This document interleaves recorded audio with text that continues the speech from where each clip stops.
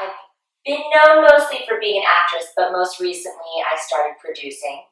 And I'm very excited, although it's very heartbreaking.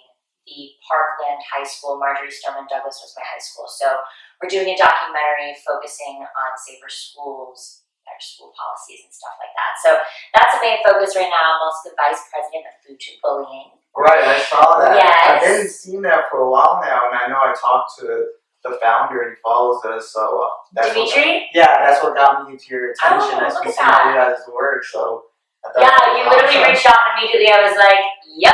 Right, yeah, when I saw that, I was like, oh, it's awesome. I've seen all the work you guys have done with that. I wanted to ask you, like, if you could talk more about that. Absolutely. Awesome. Well, next month is Bullying Prevention Month. Right. So we've got 26 schools lined up. We started this week, I believe it was this week, yes, with our very first few schools, which were elementary schools. But we've got 26 schools lined up so far to be speaking at. Our main thing is our school programming. I also just spoke on a panel Wednesday night with the ever so gracious Annalyn McCord and Viva Bianca, who are incredible philanthropists, actresses, / directors, producers, all the good things. And that's just our main thing, is going around and trying to raise as much awareness as possible. I feel like that's pretty much the best thing that you can do, is educate people and show people proper tools to get themselves out of certain situations, and also allow people to realize what can happen, the very serious effects of bullying that even lead to suicide. So, yeah. Right. So I wanted to ask you, like, what inspired you? Do you have a story you could share as a kid, or some like particular story that got you so involved that inspired you? Because my thing was, I got bullied a lot, so that's why I'm trying to be proactive, because it was something that really bothered me. Of course. And through self-love, I learned to love myself, and that I deserve more than, people treating me. And because of that, I think it was so powerful, because it was like, once I did learn to love myself by things like going to the gym, feeling good about myself, I felt like I don't need to have the people around me that treat me poorly. I don't deserve that.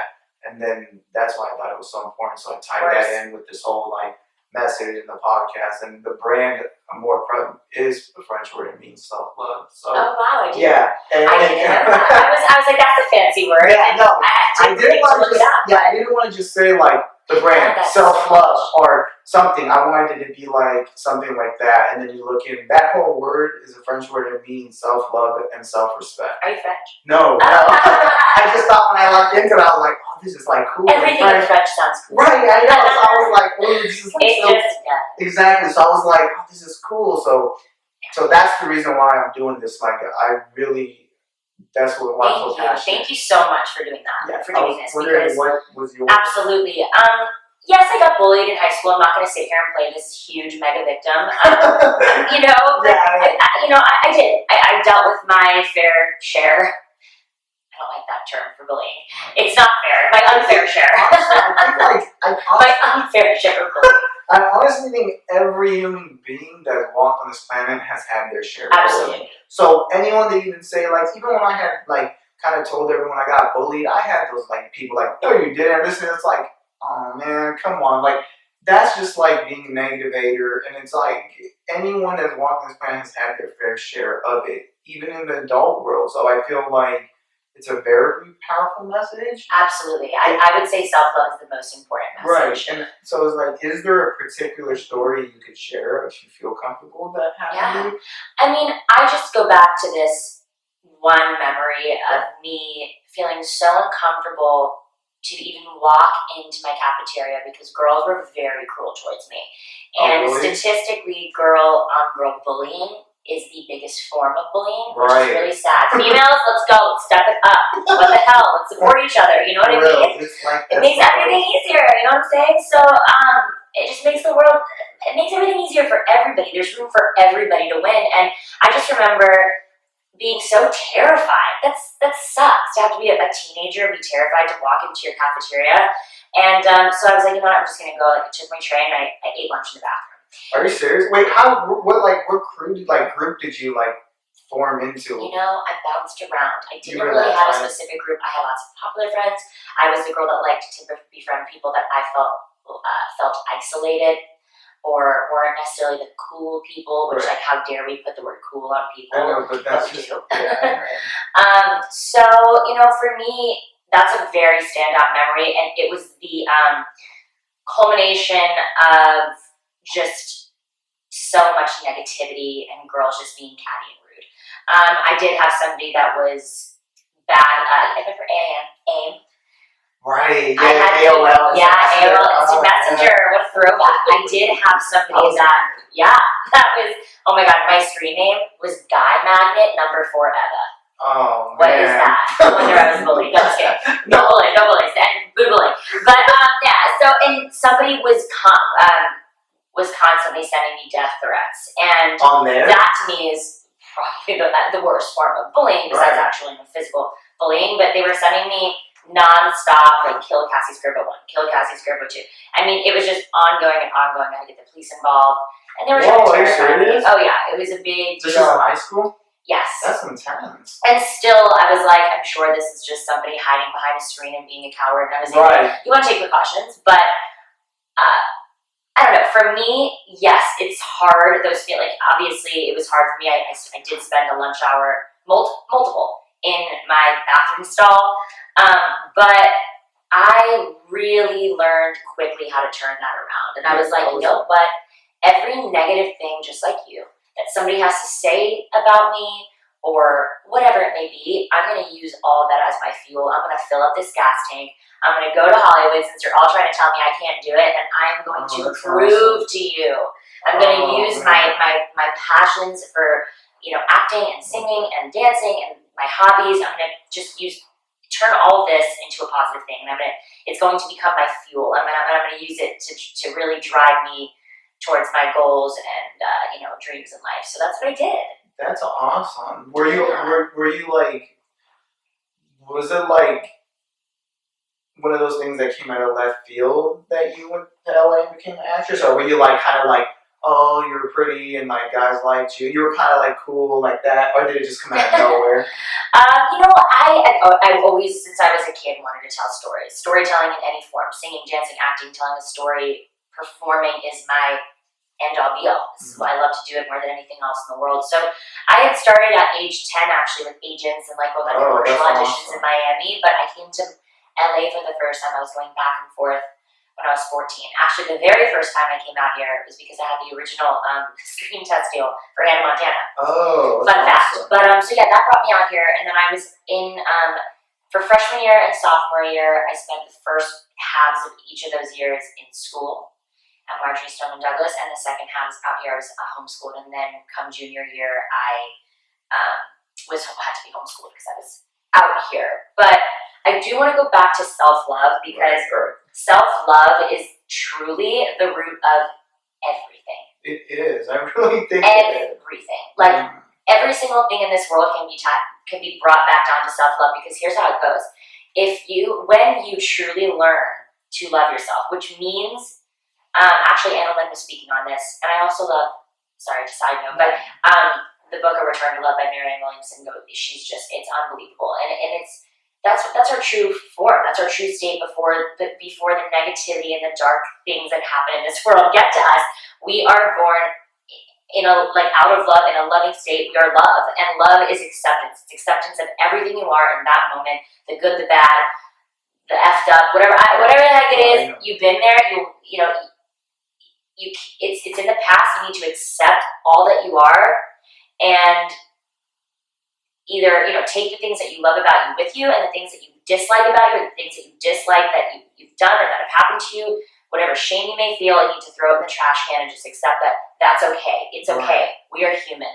And once you do that and truly learn the root of love, which is, I would say, essentially self-love, that is how you can go on to getting anything you want in life, truly. And also serving other people and loving other people. How are you going to truly love someone else when you don't love yourself? Because when you love yourself, that is the root of all love. No, it is. It's like, it really is that simple. Where it's like, someone that loves himself doesn't go around dumping on other people. No. Like, if you love yourself, you're giving that gift of love out. So it's like, that's why it was so powerful to me as well, because I always wanted a girlfriend ever since I was like the junior, and I just couldn't find one that I wanted. And it was like, well, you're not attracting a woman to your life because you're giving off an energy of insecurities and self-esteem issues. So what are you gonna give that relationship? They're like depression. So not until I like found a lot of confidence until I was 20. I got my first girlfriend. And it was like, and it was exactly, it was just because like, whoa, it's because, and at that time it was like, I said on all the podcasts, it was like, I got a job. And my dad had bought like a 99-cent store and started letting me work during the weekends. And I was like, oh, I got money. And I took that, I got gym membership. So things started developing. I was like, wait, I'm fresh. And then I started having like this confidence, and then I attracted, and I was also kind of like, I didn't want to just have a girlfriend. I wanted one that I liked.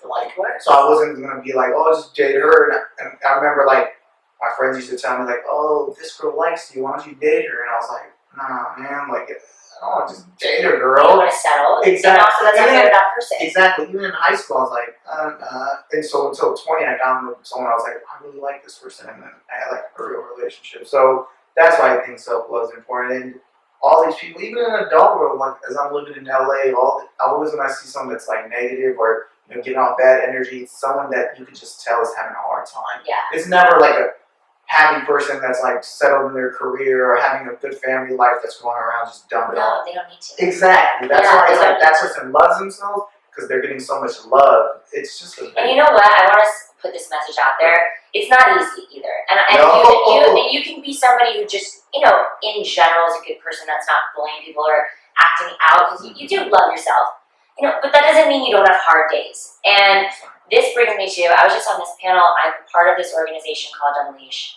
And we just did this campaign with proceeds going towards Buddha bullying. It's a photo campaign. Awesome. Thank you. We went all around the world to Paris, one of the places. Oh, really? Oh. And it's all about, so basically what you do, we're about to create DIY kits for people to do this at home. But basically what you do is you have somebody write 3 to 5, whatever you want it to be, negative labels that have been placed on you, and 3 to 5 positive labels. And then you smear the negative labels. It's about taking charge of your life and not letting anyone else or any labels control you.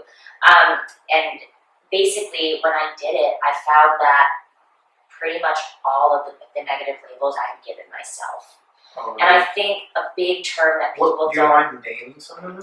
Oh my god, I can't even remember. I think it's insecure. Oh really? Because I think it's like the big thing also why I wanted you on is because people have this misconception that's like, if you're beautiful and you have all these followers and you have all this clout, it's like, why are you sad? And why would you didn't get bullied, so it's like, I want to hear you. Everybody. Exactly. Everybody. I want to hear what those, your particular ones. I mean, there's so many different reasons why people fall into depressions or sadness. Right. First of all, there's something called chemical imbalances, people, which have nothing to do with your outside look. And you have to be aware of that people sometimes that people are going through things, internal battles that you might not know.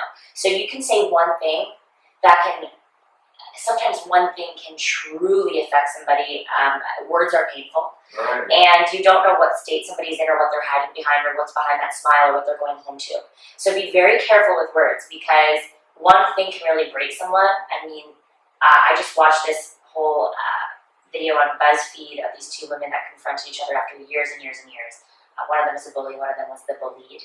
And they were both saying how they were both in bad places. The girl was bullying the other girl because she was miserable, and the girl that was being bullied would go home and she had, it was just stripping away her self-confidence, and they both said that in that moment, or sometime around that time period that they both thought of taking their lives. And you just don't know what people are going through. That girl, I'm sure she was saying mean things to this other girl, not realizing this girl is now thinking about, contemplating suicide. Right. And it's just, the thing is that everybody, is kind of self-bullies himself at times. And that's something I learned this year. It doesn't matter how pretty you are, how wealthy you are, how this, how that, we are just human. And sometimes, for whatever reason, everyone's got their different reasonings, but life just gets hard. And all you need in those moments, sometimes, if you think about it the opposite way, sometimes just one kind gesture or random act of kindness can make someone's, day, week, life, whatever it may be. So to just be so precious and gentle with other people. And in realizing that, it's truly so gratifying to see, to be able to serve other people. And you wind up feeling better yourself. you know. But that's something that I never really thought of until this year: self-bullying, and those labels that we place in ourselves, these thoughts that we have in our heads. Anna Lynn said something really interesting. Something like, if the voices in your head were a person, would you be friends with that person? And I mean, you really gotta think about that. Sometimes no. Right, I was thinking about that too. It's like sometimes I have a lot of self doubt and like everything. Yeah. So I mean, and it just, I think the most important thing to combat that is self love and learning acceptance. It's really acceptance. That's to me such a big form of it. So it's love. It's accepting and just being accepting. But another thing that I wanted to share in all of this. So I was talking to Dimitri Halkides, who's our president of Bullying, a week ago from today, and I was looking at our pamphlets. We were doing some work at my house, and I was looking at our website, and I realized it said that so much of our stuff says you're not alone. And I'm like, you know, I kind of feel like that almost can sound like we're pitying somebody. Like, don't worry, you're not alone. We've got you. And the truth behind that is you're not alone. I go through this. The person, anybody you look up to has gone through this. And everybody, your family members, your parents, your heroes, your role models, everybody has either been bullied by themselves or somebody else or both. And you're not alone, because the worst feeling in the world to me, I really believe is feeling isolated and alone. People need people. We need to lift each other up. We need to root each other on, champion each other. And I don't know where I'm going with all this, but it is just really important for me to, because you were saying, people might not think that you're bullied, but we all are. You know, everybody either bullies himself or has been bullied, and it's, at the end of the day, it's okay. We're human. But let's also learn to find all the things we love about ourselves and try to project that onto other people and hopefully inspire other people to love themselves, to love other people. And let's just, start this domino effect and make the world a better place. Because at the root of everything, good is love, and at the root of everything bad is hate. I know. You can even say we're bullying our world right now. The things that are going on with climate change, climate control. Not taking care of our planet. That's a form of bullying. You know what I mean? So I mean that's why it's so important to me. The lines are very blurred. People will try to say, well, what exactly is bullying? I think you know in your gut when something is a simple conversation of conflict and just where people have a different opinion, and when somebody's being mean and attacking somebody. Right. You know what I mean? It happens all the time. Like even in families, it happens. Like you're just being mean to someone, or you feel like you're above them in your hierarchy of a family, and just treat them a little bit more poor. Like it happens all the time, and it's like it's just like if you can't be kind, just don't say anything. It really is that old school saying. If you don't have anything nice to say, don't say anything at all. I realized from my experience, it really comes from a place of insecurity and a place from whoever's trying to be dumping or making someone feel bad about themselves because they're better. It really comes from a place of insecurity, because if you really start becoming successful, I noticed those people are the most content. They're the most modest, and they're the most I even went through those battles, and and I realized as I'm starting to step into the world I wanted, I became way more modest. I have nothing to prove. If I go places, exactly, if I go places, I'm not the one that's just trying to meet everyone and say everything. I'm just like, oh, hey, I'm gonna go over there. And I felt like before, when I was trying so hard to be someone, I wasn't doing that. It came from a lot of insecurities, and also even on the internet, I feel like a lot of the people that actually are achieving a lot of success are really modest, and it's the ones that are flexing on there. They're compensating for what they don't have, and because as I started getting more, I was embarrassed to start showing it. It felt like what's the point of this? I want to post this stuff on here and make other people feel bad about their lives. I'm getting kind of embarrassed with it. Yeah. And I realized really the people that have that life, they become more reserved, because it's I don't have nothing to prove. That's what I started realizing, and that's why it's people who bully people, it comes from a huge lack of insecurities. Absolutely. And honestly, a lot of the times, I can't stress enough how important it is, how much people need people. Be the person that stands out and doesn't give a shit what anyone else thinks. Go up to that person that never gets picked. Pick them first. Right. Go up to that person that's alone. That sucks. You That's don't a want to be that leader. person. We need more leaders. Leadership. That's screw what anyone leaders. thinks. Exactly. Because it is going to be so much more gratifying going up to that person and befriending them than sitting back with all the other people and just being like, hee, like, really, what's that doing? It's not doing anything for you. What's going to feel good for that person, for you, is just being nice. It's being kind. And I tell kids when we go into the school systems, I say, I don't know why it's so skewed. I don't understand why people think being mean is cool. Like, when did that ever become a thing? If you look at all that's the people, reason though. It's because it makes them like cool. Like, for you saying that, it's like every time I did get like made fun of, like, you're fat, everyone laughed, and the person who said it was the hero. Like, I think the system is just psychologically messed up. Absolutely. Like, how our system, it's just not just like here. It's just been going on like generation after generation. It's like the guy who believes the weak. Everyone thinks, haha, yeah. Well, look, we're all onto you. So if you believe me, know you're the insecure one. Exactly. It really is like that. We're onto you now. I do think it's getting better though. It is. Have you seen that one movie? Was it 21 Jump Street Part 2? With, like, Yes. did you see how Channing Tatum showed up and he tried to use that whole old system, like be cool, and everyone was like, hey, that's not cool. The environment, and then he said something like, you guys are gay, and they're like, oh, that's not cool, man. Accept people. So I think it's getting better. In the direction it's going, it's getting absolutely better. That's from what I'm seeing. And like, I had our last. Because are you guys doing like an assemblies tour, or what's your guys? We're constantly doing assemblies and pilot programs, but I would love for you guys to reach out to me. I would love if there's. Oh my God, please! Are you guys We need speakers. We have so many schools. Do you have one in LA? Do you have any? We have tons of schools coming up, mostly in Palm Springs right now. The LA Unified School District. Why are you so hard on us? Let us in. We want to change the world. No, but we also do stuff. We're going to start doing more in LA. We just did something in Chicago. We want this to go nationwide, hopefully worldwide. But for now nationwide, that'd be amazing because we want kids to start forming their own group bullying clubs. Right. And we want to be picking student ambassadors to lead these clubs. That's awesome. Because it's what we need. It's more important to me than like anything else you can learn in school. Really, it's just being a kind person and.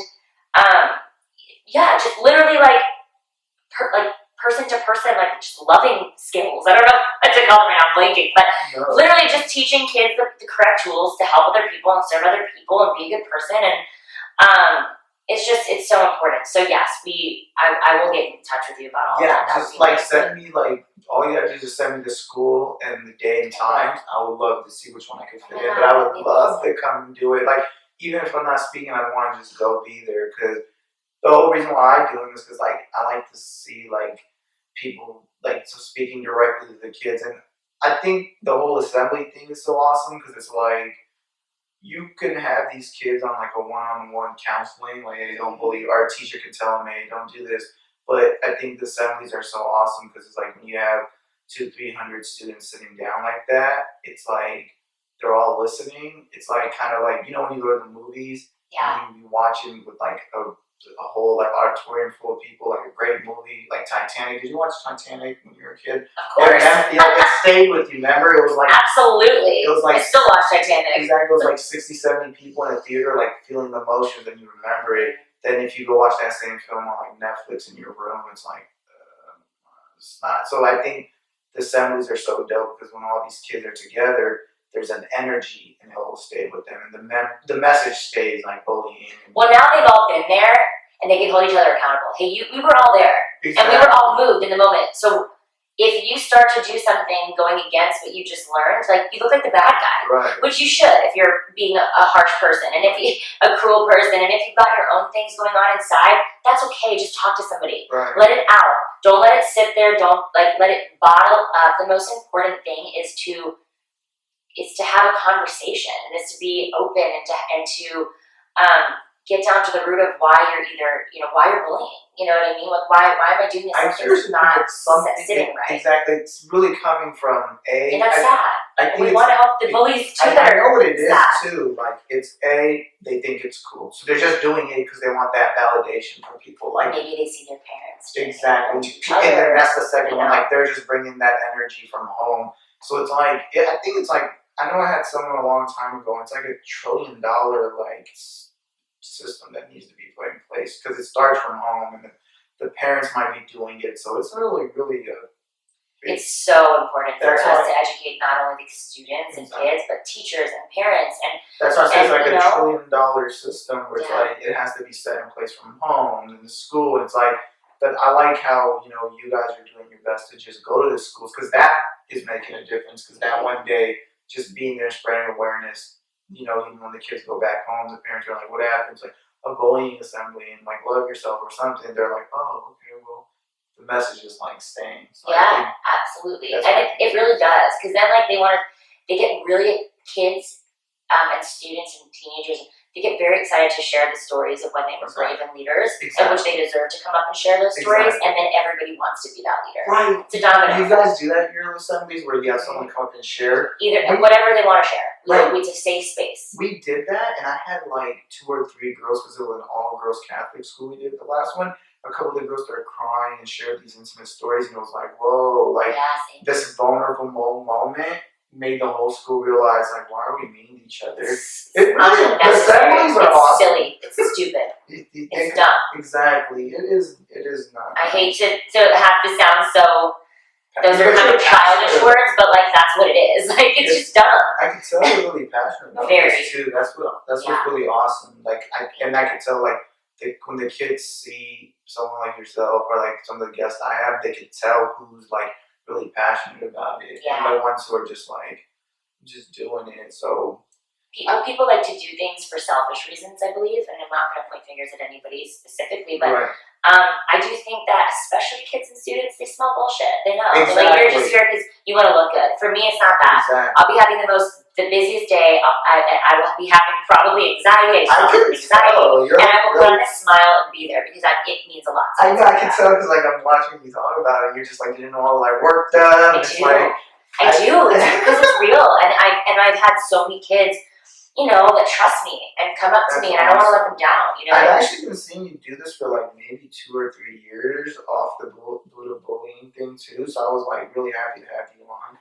Thank you. I've been That seeing means you a do this lot. for a while, so I was like, oh, that's awesome. Like, and now to have you here and see how passionate you are, it's like, whoa. I want to really coordinate with you guys and like come to Palm Springs for sure. Yeah. I'll come out and do I mean, that's all it is. It's educating our youth, and it's educating even the adults that aren't getting it, and it's just spreading kindness and showing awareness and teaching the proper tools to lead a healthy, positive life for yourself and the people that are around you. And it really can be so easy. That's why I get really so that easy, frustrated. I know.